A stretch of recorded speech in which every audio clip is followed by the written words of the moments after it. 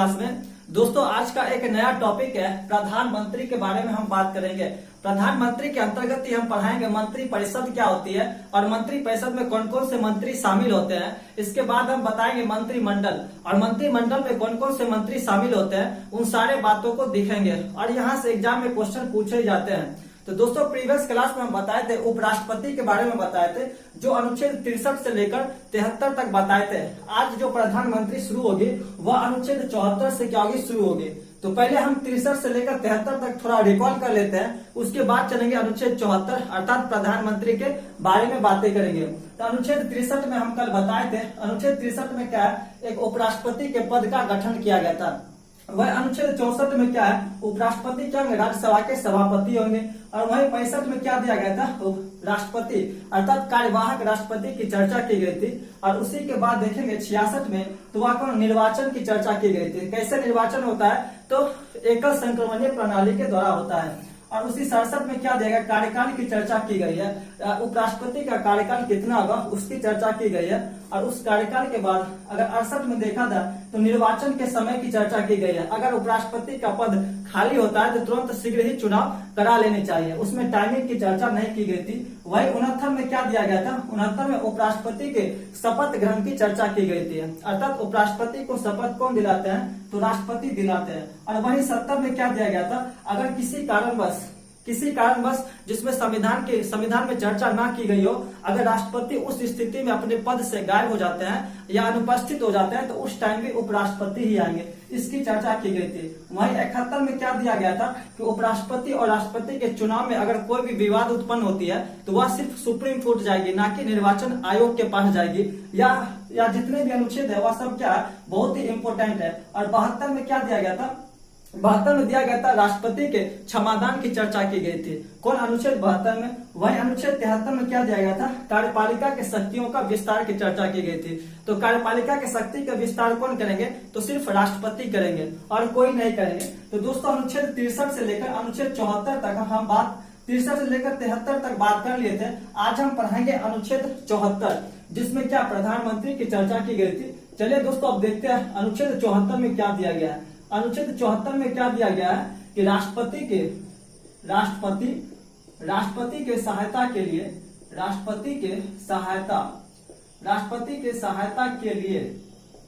मंत्री परिषद होगी, मंत्री परिषद होगी। एंड इस मंत्री परिषद के अध्यक्ष कौन होंगे, इस मंत्री परिषद के अध्यक्ष कौन होंगे, तो वह प्रधानमंत्री होंगे अर्थात पीएम होंगे। यह अनुच्छेद काफी इंपोर्टेंट है, याद रखिएगा। अनुच्छेद 74 में क्या दिया गया है, राष्ट्रपति की सहायता के लिए मंत्री परिषद होगी और इस मंत्री परिषद के अध्यक्ष कौन होंगे, पीएम होंगे। जाहिर सी बात है कि अगर देश का शासन चलाना हो तो सिर्फ राष्ट्रपति के बलबूते नहीं चल सकती है, राष्ट्रपति के अलावे अर्थात मंत्री परिषद और प्रधानमंत्री की भी जरूरत पड़ती है। इसलिए इस अनुच्छेद का गठन किया गया था, जिसमें क्या दिया गया है, राष्ट्रपति के साथ साथ मंत्री परिषद और प्रधानमंत्री की चर्चा की गई है। तो यहाँ पर क्या याद रखना है, मंत्री परिषद की चर्चा किस अनुच्छेद में है, तो 74 में। वहीं पीएम की चर्चा किस अनुच्छेद में, 74 में। जब भी एग्जाम में क्वेश्चन पूछा जाता है तो यहाँ पर कंफ्यूज हो जाते हैं कि मंत्री परिषद की चर्चा 74 में है कि 75 में है। तो याद रखिएगा मंत्री परिषद और पीएम की चर्चा किस में है, तो अनुच्छेद 74 में। वहीं आप अनुच्छेद 75 में देखिएगा, अनुच्छेद 75 में क्या दिया गया है, तो वह अन्य मंत्री की नियुक्ति की चर्चा की गई है। अन्य मंत्री की चर्चा कहाँ पे की गई है, तो वह अन्य मंत्री की चर्चा अनुच्छेद 75 में। जबकि अगर मंत्री परिषद और प्रधानमंत्री पूछा जाए वह अनुच्छेद 74 में दिया जाएगा।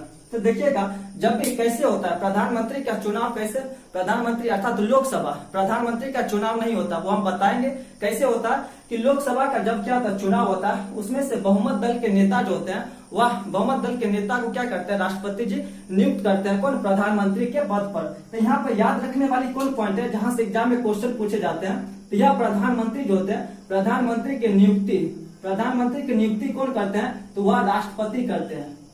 तो प्रधानमंत्री की नियुक्ति कौन करते हैं, तो वह राष्ट्रपति करते हैं। यह पॉइंट याद रखिएगा, प्रधानमंत्री की क्या होती है, नियुक्ति होती है, ना ही निर्वाचन होता है और ना ही चयन होता है। क्या होता है, तो सिर्फ नियुक्ति होता है। या क्वेश्चन एग्जाम में बार बार पूछे जाते हैं। तो प्रधानमंत्री की क्या होती है, नियुक्ति होती है। कौन नियुक्ति करते हैं, तो राष्ट्रपति करते हैं। तो जब क्या होते हैं, लोकसभा का चुनाव होता है, जो बहुमत दल के नेता होते हैं उसी को राष्ट्रपति क्या करते हैं, प्रधानमंत्री के पद पर नियुक्त कर देते हैं। तो दोस्तों यह पॉइंट याद रखिएगा और यह अनुच्छेद भी याद रखिएगा। और यहाँ पर यह बात याद रखिएगा, मंत्रिपरिषद और पीएम की चर्चा किस अनुच्छेद में है, 74 में है, ना कि 75 में दी गई है। अब देखते हैं अनुच्छेद 75 के बारे में क्या बताया गया। अनुच्छेद 75 में क्या बताया गया, अन्य मंत्री की चर्चा की गई है। तो अन्य मंत्री की चर्चा जो की गई है, तो इसकी नियुक्ति कौन करेंगे, तो अन्य मंत्री की नियुक्ति भी कौन करेंगे तो याद रखिएगा, अन्य मंत्री की नियुक्ति भी कौन करते हैं, राष्ट्रपति करते हैं। तो किसके सलाह पर करेंगे, तो अन्य मंत्री की नियुक्ति जो है वह भी पीएम के सलाह पर करेंगे। तो अन्य मंत्री की नियुक्ति कौन करेंगे, राष्ट्रपति। किसके सलाह पर करेंगे, तो पीएम के सलाह पर करेंगे।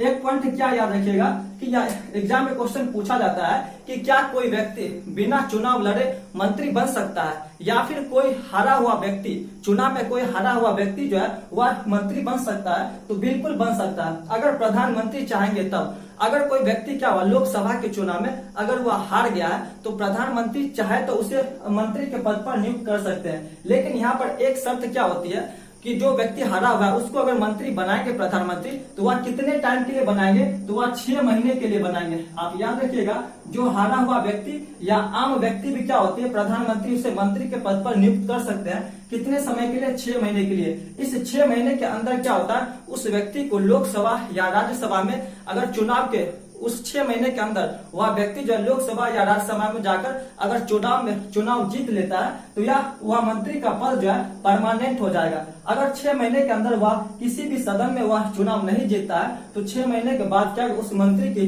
पद की जो सदस्यता होती है वह समाप्त हो जाएगी। तो दोस्तों आप याद रखिएगा, अगर कोई व्यक्ति लोकसभा के चुनाव में हार गया हो, तो प्रधानमंत्री उसको भी मंत्री बना सकते हैं, बशर्ते उस 6 महीने के अंदर किसी न किसी राज्य में तो राज्यसभा का चुनाव होगा ही।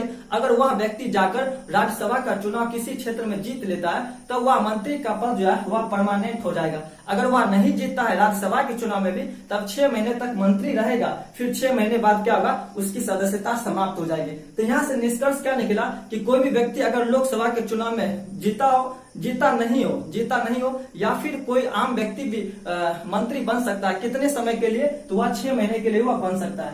तो दोस्तों आप याद रखिएगा अनुच्छेद 75। चले दोस्तों अब बात करते हैं मंत्री परिषद की चर्चा करते हैं। मंत्री परिषद क्या होती है उसको हम देखते हैं, और मंत्री परिषद में कितने लोग शामिल होते हैं उसको देखते हैं। तो मंत्री परिषद क्या होती है, चलिए दोस्तों उसको देखते हैं। तो मंत्री परिषद क्या होती है कि देश या जो पूरा भारत है उसको चलाने के लिए किसी एक व्यक्ति से नहीं चल सकता। खैर अगर राष्ट्रपति को ही लिया जाए, तो क्या राष्ट्रपति जो अकेले भारत को शासन चला सकते हैं, बिल्कुल नहीं चला सकते हैं। तो आप देखिएगा क्या हुआ था, इस देश को चलाने के लिए अंग्रेजों के समय से क्या हुआ था, अंग्रेजों के समय से 1861 में क्या होता, पोर्टफोलियो प्रणाली, क्या हुआ था, पोर्टफोलियो प्रणाली, या फिर इसको हम कह सकते हैं विभागीय प्रणाली। विभागीय प्रणाली का गठन किया गया था। कब, अंग्रेजों के टाइम में क्या हुआ था, 1861 में पोर्टफोलियो प्रणाली या विभागीय प्रणाली का गठन किया गया था, जिसके अंतर्गत यह कहा गया था कि देश में विभिन्न जो काम होते हैं उसको कौन करेंगे, अलग अलग क्या होंगे, अलग अलग उसे डिवाइड करके पोर्टफोलियो प्रणाली के द्वारा काम किया जाएगा, जिससे क्या होगी, देश की शासन अच्छे तरीके से चल पाएगी। तो यह पोर्टफोलियो प्रणाली जो होती है यह किसके टाइम पर लाया गया था, तो वह लॉर्ड कैनिंग के टाइम पर लाया गया था। कौन, पोर्टफोलियो प्रणाली लाई गई थी। तो पोर्टफोलियो प्रणाली याद रखिएगा, या जो अभी वर्तमान में जो मंत्री परिषद जो है अर्थात विभिन्न मंत्रालय में काम करते हैं, यह प्रणाली क्या थी, अंग्रेजों के टाइम से ही चलती आ रही थी। तो चलिए दोस्तों अब देखते हैं इस मंत्री परिषद में क्या होती है, कौन कौन लोग शामिल होते हैं उसको देख लेते हैं, फिर उसको डिटेल पूर्वक देखेंगे। तो हम यहाँ पर एक डायग्राम बनाया है, यह त्रिभुज है, और इस त्रिभुज के अंतर्गत समझेंगे कि मंत्री परिषद में कौन कौन लोग शामिल होते हैं। तो सामान्यतः आप याद रखिएगा मंत्री परिषद में क्या होती है, मंत्री परिषद क्या होती है, मंत्री परिषद जो होती है, मंत्री परिषद जो होती है वह सामान्यतः चार मंत्री से मिलकर बनती है। कितने मंत्री से, 4 मंत्री से मिलकर बनती है। 4 मंत्री से मिलकर क्या होती है, मंत्री परिषद बनती है। और मंत्री परिषद के अध्यक्ष कौन होते हैं, तो वह प्रधानमंत्री होते हैं। सामान्यतः आप अधिकांश बुक में देखिएगा कि 3 मंत्री से मिलकर ही क्या होते हैं, मंत्री परिषद बनती है। लेकिन अगर गहराई से देखा जाए तो उसमें चार मंत्री क्या होते हैं, सामान्यतः शामिल होते हैं। चलिए दोस्तों क्या है उसको हम समझते हैं। तो देखिए मंत्री परिषद में क्या होता है, सामान्यतः 4 मंत्री शामिल होते हैं। पहला जो एक क्या होता है, पहला जो एक होते हैं वह प्रधानमंत्री होते हैं, पीएम अर्थात प्राइम मिनिस्टर क्या होते हैं, इस मंत्री परिषद के क्या होते हैं, अध्यक्ष होते हैं। मंत्री परिषद के अध्यक्ष कौन होते हैं, प्रधानमंत्री होते हैं। इस प्रधानमंत्री के नीचे कौन होता है, इस प्रधानमंत्री के नीचे जो होते हैं वह कैबिनेट मंत्री होते हैं। कौन होते हैं, कैबिनेट मंत्री। तो प्रधानमंत्री के नीचे कौन होता है, कैबिनेट मंत्री होते हैं। इस कैबिनेट मंत्री के नीचे कौन होता है, तो वह कौन होता है, राज्य मंत्री होता है। कौन होता है, राज्य मंत्री। और इसके नीचे कौन होता है, इसके नीचे होता है राज्य मंत्री स्वतंत्र प्रभार होते हैं। राज्य मंत्री स्वतंत्र प्रभार होते हैं। और फिर इसके नीचे कौन होते हैं, इसके नीचे होते हैं उप मंत्री होते हैं। चलिए दोस्तों अब इसको पूरे डिटेल पूर्वक देखते हैं क्या है और इसका क्या फंडा है उसको हम समझते हैं। तो देखिए क्या होते हैं, मंत्री परिषद में क्या होती है, इस प्रधानमंत्री के अलावे यह 4 लोग क्या होते हैं, शामिल होते हैं। कौन, मंत्री परिषद में। अर्थात क्या हुआ, पहला को अगर हम देखें या जो पीएम है वह क्या होते हैं, मंत्री परिषद के क्या होते हैं, अध्यक्ष होते हैं। इसके अलावा अब समझते हैं यह कैबिनेट मंत्री क्या होती है। किसको हम समझेंगे, अभी कैबिनेट मंत्री को समझते हैं। कैबिनेट मंत्री क्या होती है उसको हम समझते हैं। कैबिनेट मंत्री जो होती है यह अपने मंत्रालय का सबसे हेड मंत्री होता है। अर्थात जो अपने मंत्रालय का सबसे बड़ा मंत्री कौन होता है, तो वह कैबिनेट मंत्री होती है, जो कि सभी विभाग में पाए जाते हैं। कौन, कैबिनेट मंत्री। जैसे एक एग्जाम्पल के थ्रू समझा जाए, कैबिनेट मंत्री में एक एग्जाम्पल के थ्रू समझा जाए, जैसे कैबिनेट मंत्री में हम देख लेते हैं गृह मंत्रालय को देख लेते हैं। गृह मंत्रालय, तो यह गृह मंत्रालय जो है यह किसके पास है, तो यह अमित शाह के पास है। अमित शाह के पास क्या है, अमित शाह। वर्तमान में गृह मंत्री कौन है, अमित शाह। अर्थात गृह मंत्रालय किनके अंदर में, अमित शाह। अर्थात गृह मंत्रालय के हेड कौन है, हेड कौन है, अर्थात सबसे बड़े मंत्री कौन है, तो वह अमित शाह। इसके अलावा देखें वित्त मंत्रालय। वित्त मंत्रालय किसके हाथों में, तो वह निर्मला सीतारमण जी के हाथों में। निर्मला सीतारमण अर्थात वित्त मंत्रालय के सबसे हेड कौन है, सबसे बड़ा मंत्री कौन है, तो वह निर्मला सीतारमण जी के हाथों में। इसी प्रकार अगर देखा जाए रक्षा मंत्री, तो रक्षा मंत्री के सबसे हेड मंत्री कौन है, तो वह कौन है, राजनाथ सिंह। वह कौन है, राजनाथ सिंह। तो यहाँ पर आप देखिएगा तो सबसे पहले मंत्री परिषद के अध्यक्ष कौन होते हैं, प्रधानमंत्री होते हैं। प्रधानमंत्री के नीचे कौन होते हैं, कैबिनेट मंत्री होते हैं। कैबिनेट मंत्री जो होते हैं वह अपने मंत्रालय के सबसे हेड मंत्री होते हैं। अर्थात जो कैबिनेट मंत्री होते हैं विभिन्न मंत्रालय होते हैं, सामान्यतः 15 से 20 मंत्रालय होते हैं, जिसमें देखा जाए तो गृह मंत्रालय के हेड कौन होंगे, अमित शाह वर्तमान में। वित्त मंत्रालय के हेड कौन है वर्तमान में, निर्मला सीतारमण। और रक्षा मंत्रालय के हेड कौन है वर्तमान में, राजनाथ सिंह है। चलिए दोस्तों अब देखते हैं इसके बारे में। अर्थात कैबिनेट मंत्री के बाद कौन आते हैं, कैबिनेट मंत्री के बाद देखते हैं राज्य मंत्री क्या होते हैं। कैबिनेट मंत्री के बाद देखते हैं राज्य मंत्री किसे कहते हैं। तो राज्य मंत्री क्या होती है, राज्य मंत्री यहाँ से अगर देखा जाए राज्य का कहने का मतलब यहाँ पर श्योर अर्थ निकलता है, बिहार होगा, यूपी होगा, तमिलनाडु होगा, लेकिन यहाँ पर यह बिल्कुल अर्थ नहीं होगा। राज्य मंत्री का यहाँ पर बिल्कुल भी अर्थ नहीं होगा कि यूपी बिहार के मंत्री जाकर केंद्र में क्या करेंगे, शासन चलाएंगे। इसका यहाँ पर बिल्कुल मतलब नहीं होता है। तो फिर क्या मतलब होता है, यहाँ पर राज्य मंत्री का यह मतलब होता है कि क्या होता है, प्रत्येक विभाग में कैबिनेट मंत्री की सहायता के लिए, प्रत्येक विभाग में कैबिनेट मंत्री की सहायता के लिए क्या होती है, इस राज्य मंत्री की नियुक्ति की जाती है। किसकी नियुक्ति की जाती है, तो इस राज्य मंत्री की नियुक्ति की जाती है। अर्थात इस कैबिनेट मंत्री की सहायता कौन प्रदान करती है, तो यह राज्य मंत्री प्रदान करती है, जो कि प्रत्येक विभाग में होती है। अर्थात अगर गृह मंत्रालय है, इसके हेड अमित शाह है, तो इस अमित शाह के नीचे कोई और व्यक्ति होगा जो इस अमित शाह की सहायता करते हैं। ठीक उसी प्रकार यह वित्त मंत्रालय, निर्मला सीतारमण अगर हेड है, तो इसके नीचे एक और राज्य मंत्री होगी जो इसके सहायता करेगी। ठीक उसी प्रकार इसमें भी होगा, राजनाथ सिंह में भी होगा, अर्थात रक्षा मंत्रालय में भी होगा।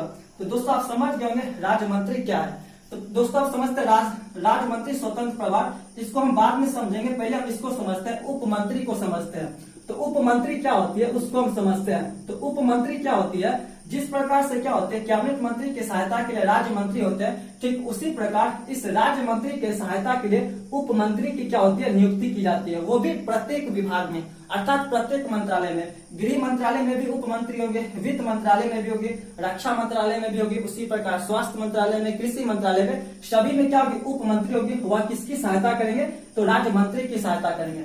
अब देखते हैं कहते हैं यह जो होती है राज्य मंत्री स्वतंत्र प्रभार, इसका क्या काम होता है उसको हम देखते हैं।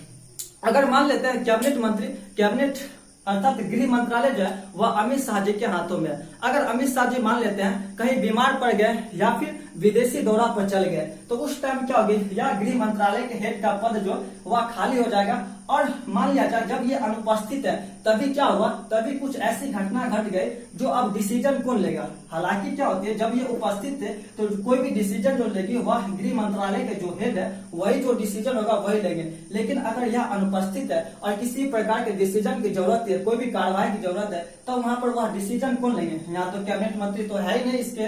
तब क्या होती है, यहाँ पर जो राज्य मंत्री है, यहाँ पर जो राज्य मंत्री है वह क्या होती है, अब वह स्वतंत्र हो जाती है। क्यों? क्योंकि कैबिनेट मंत्री तो उस मंत्रालय में है ही नहीं।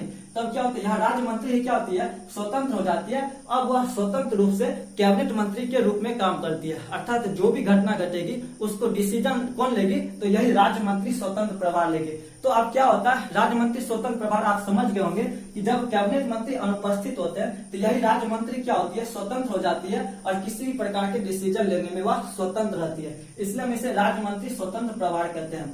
तो दोस्तों आप अगर आप समझ गए होंगे तो चले दोस्तों, अगर इसका एक निचोड़ निकाला जाए, इस सब का अगर निचोड़ निकाला जाए, अगर आप नहीं समझे तो इस प्रकार समझ सकते हैं। हम मान लेते हैं यह क्या गृह मंत्रालय, यह एक क्या गृह मंत्रालय, उसी प्रकार यह एक क्या वित्त मंत्रालय, और उसी प्रकार यह क्या एक रक्षा मंत्रालय। इसी प्रकार क्या होते हैं, कृषि मंत्रालय, स्वास्थ्य मंत्रालय, कई सारे मंत्रालय होते हैं। अगर आप नहीं समझे तो यहाँ पर समझ सकते हैं। जैसे गृह मंत्रालय एक क्या है, मंत्रालय या विभाग है, इसके हेड कौन होते हैं, तो इसके हेड कौन है, तो कैबिनेट मंत्री इसके हेड होते हैं। कैबिनेट मंत्री क्या होते हैं, इसके हेड होते हैं इस मंत्रालय। इसके ऊपर कौन है, देखिए गृह मंत्रालय के सबसे ऊपर में कौन है, कैबिनेट मंत्री है। इसकी सहायता के लिए कौन होते हैं, इसकी सहायता के लिए राज्य मंत्री होते हैं। अगर कैबिनेट मंत्री अनुपस्थित है तो यही राज्य मंत्री क्या होते हैं, स्वतंत्र हो जाते हैं। तो इसी को हम बोलते हैं राज्य मंत्री स्वतंत्र प्रभार बोलते हैं। इसी को हम क्या बोलते हैं, राज्य मंत्री स्वतंत्र प्रभार। अगर इसी के राज्य मंत्री के सहायता के लिए क्या होती है, उप मंत्री होते हैं। राज्य मंत्री की सहायता के लिए क्या होते हैं, उप मंत्री होते हैं। ठीक इसी प्रकार गृह मंत्रालय में कैबिनेट मंत्री, राज्य मंत्री, उप मंत्री होते हैं। ठीक उसी प्रकार वित्त मंत्री में होते हैं, ठीक उसी प्रकार रक्षा मंत्री में होते हैं, ठीक उसी प्रकार स्वास्थ्य मंत्रालय में भी होती है। तो दोस्तों आप समझ गए होंगे यह मंत्री परिषद क्या होती है। तो मंत्री परिषद में कौन कौन लोग शामिल होते हैं, तो प्रधानमंत्री, कैबिनेट मंत्री, राज्य मंत्री स्वतंत्र प्रभार और क्या होता है, उप मंत्री शामिल होते हैं। चलिए दोस्तों अब एक पॉइंट देखते हैं जो एग्जाम में क्वेश्चन पूछा जाता है। क्या होता, पहले क्या होता था, पहले अर्थात अगर 2003 से पहले देखा जाए क्या होता था कि कोई भी प्रधानमंत्री बनती थी, प्रधानमंत्री कोई भी बना तो वह क्या होता था, वह अपने स्वार्थ की पूर्ति के लिए कई सारे मंत्रियों को नियुक्ति कर देते थे अपने स्वार्थ की पूर्ति के लिए। यह सामान्यतः गठबंधन के सरकारों में देखा जाता था। अर्थात गठबंधन की सरकार में कैसे होता था, एक पार्टी है और दूसरे पार्टी को कहती थी कि तुम हमारे में मिल जाओ, हम तुमको यह मंत्रालय तुमको दे देंगे, तुमको यह मंत्रालय देंगे, उसको बोल दिया वह मंत्रालय दे देंगे। इस तरह से क्या होता है, कई सारे मंत्री का क्या होता है, गठन बेमतलब का कई सारे मंत्रालय का गठन कर लिया जाता था और कई सारे मंत्री की नियुक्ति की जाती थी। इसी को देखते हुए क्या हुआ था 2003 में, यह पॉइंट आप नोट डाल के लिखिएगा, यह एग्जाम में कई बार पूछा हुआ क्वेश्चन है। इसी को देखते हुए क्या हुआ था 2003 में 91वां संविधान संशोधन, 91वां संविधान संशोधन किया गया, 91वां संविधान संशोधन किया गया और जिसमें यह कहा गया कि यह जो मंत्री होगी अर्थात मंत्री परिषद होगी उसमें मैक्सिमम कितने मंत्री की नियुक्ति की जा सकती है। अर्थात लोकसभा का जब भी चुनाव होगा और बहुमत की सरकार जो बनेगी सरकार, उसमें कितने मंत्री होंगे उसको फिक्स कर दिया गया। किसके द्वारा, 2003 में 91वां संविधान संशोधन के द्वारा। तो कितना होगा, तो वहां पर फिक्स किया गया जितने भी लोकसभा के सदस्य हैं, लोकसभा के जितने भी सदस्य हैं, लोकसभा के सदस्य के 15% ही क्या होंगे, वह मंत्री बनेंगे। उससे कम हो सकते हैं लेकिन उससे ज्यादा नहीं होगा। तो वर्तमान में लोकसभा में कितने सदस्य हैं, 545 सदस्य। इसका अगर 15% आप निकालिएगा तो सामान्यतः 81.5 के लगभग आएगा। अब एक आदमी काट कर तो नहीं लाएंगे ना, इसलिए क्या होता है यहाँ अप्रोक्स जो होती है लगभग जो होती है वह 82 के लगभग आती है।